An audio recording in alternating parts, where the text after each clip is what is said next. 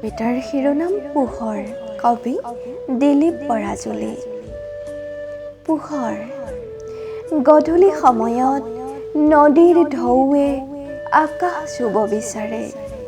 মই চুব বিচাৰো তোমাৰ লাহি চুলিৰ সুগন্ধ। গধূলি চঞ্চল হৈ উঠা নদীৰ যৌৱনৰ উত্তাপময় আভাসে হঠাৎ মোক চুই যায়। তেতিয়া মই নদীলৈ চাই চাই ভাবোঁ, মই নদীৰ প্ৰেমত পৰিছো নেকি বাৰু? নাঙঠ গছৰ দৰে নদীৰ পাৰত ৰৈ গধূলি পৰত চঞ্চল হৈ উঠা নদীৰ যৌৱনৰ বিননি শুনো। বাঁহলৈ উভতি যোৱা কাউৰীৰ কাতৰ চিঞৰত চক খাই উঠো মই। এতিয়া যৌৱনৰ মাজে মাজে এবুকু আন্ধাৰ। নদীৰ পাৰৰ মহৰ ডিঙিৰ টিলিঙা বজাত সাৰ পাই উঠে কহুৱা বন।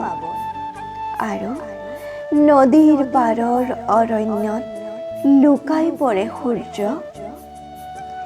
বিষাদময় হয় নদীৰ পানী। সেইকাৰণে তই তোৰ ওঠ চুই পানী নাখাবি। তোৰ গালৈ বিষাদ নামি আহিব। ধন্যবাদ।